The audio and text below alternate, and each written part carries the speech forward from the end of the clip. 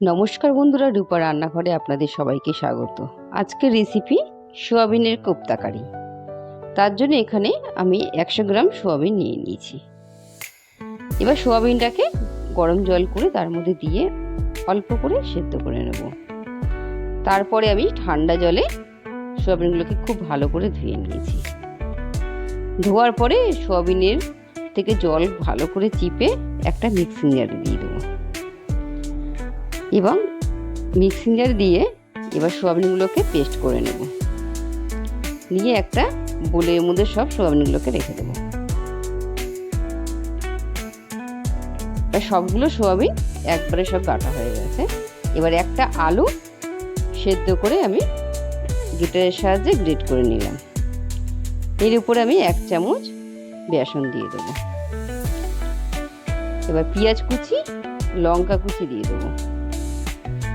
এবার লঙ্কার গুঁড়ো, জিরের গুঁড়ো, অল্প ধনের গুঁড়ো আর এখানে ভাজা মশলা দিয়েছি। ভাজা মশলা বলতে আমি জিরের গুঁড়ো আর জিরে আর শুকনো লঙ্কা একসঙ্গে ভেজে পেস্ট করে দিয়েছি। গরম মশলা দিয়েছি, স্বাদ মতো লবণ দিয়েছি। এবার সব একসাথে মেখে আমি কোপ্তার আকারে গড়ে নেব। আমি একে একে সব কোপ্তাগুলোকে গড়ে নিয়েছি।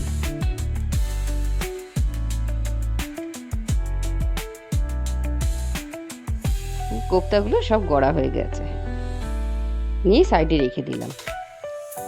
এরপরে একটা কড়াইতে রিফাইন্ড অয়েল দিয়ে, তাতে এই যে রিফাইন্ড অয়েলটা খুব ভালো করে গরম হলে পরে আমি একে একে কোপ্তাগুলো ছেড়ে দেবো।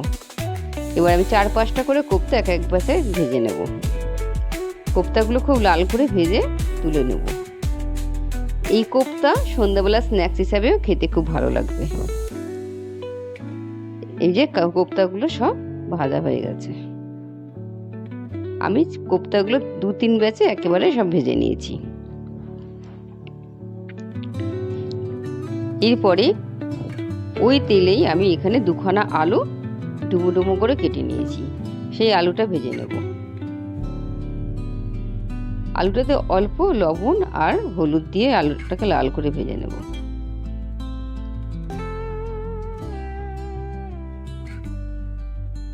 আলুটা ভাজা হয়েছে, তুলে রেখে দিলাম। এবার অতটা তেল যেহেতু লাগবে না, আমি এখান থেকে কিছুটা তেল তুলে নিয়েছি। তুলে এবারে ওই তেলের মধ্যে একটা তেজপাতা, জিরে, দারচিনি, লবঙ্গ, এলাচ ফোড়ন দিয়েছি। ফোড়নটা একটু ভাজা হয়ে আসলে পরে আমি ওর মধ্যে 2খানা বড় সাইজের পেঁয়াজ কুচি, একদম কুচি কুচি করে কেটে নিয়েছিলাম, সেটা দিয়ে দিলাম। পেঁয়াজটা যখন ভাজা ভাজা হয়ে আসবে তখন একটা টমেটো আর তার মধ্যে 3-4 কোয়া রসুন পেস্ট করে নিয়েছিলাম, সেই পেস্টটা দিয়ে দিলাম।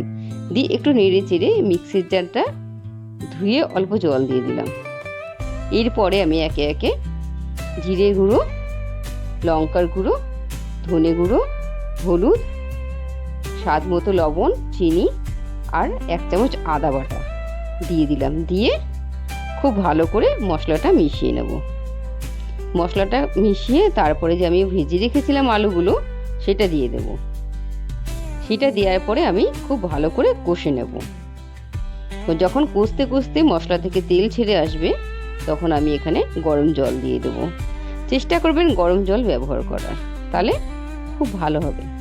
এবার জলটা আমার একটু বেশি দিতে হবে, যাতে এখানে কোপ্তা জলটা পুরো টেনে নেবে, তার জন্য একটু ঝোলটা আমার বেশি দিতে হলো।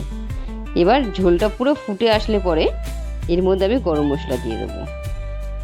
এবার দেখে নিলাম যে আলুগুলো সব গলেছে কিনা। এরপরে আমি কোপ্তা যে গড়ে রেখেছিলাম, ভেজে রেখেছিলাম, সেটা দিয়ে দেবো। এবার কোপ্তা দেওয়ার পরে আমি 1 মিনিটের মতন রান্না করে নেব। কোপ্তা দেওয়ার পরে বেশি ফোটানো যাবে না, তাহলে কোপ্তাগুলো সব ভেঙে যেতে পারে। এবার তারপরে আমি গ্যাসটাকে অফ করে দেবো। এবার রেসিপিটি কেমন লাগলো আপনারা কমেন্ট করে বলবেন। আর আমার চ্যানেলটাকে একটু সাবস্ক্রাইব করে দেবেন, লাইক দিয়ে আমার পাশে থাকবেন। ধন্যবাদ পুরো ভিডিওটি দেখার জন্য।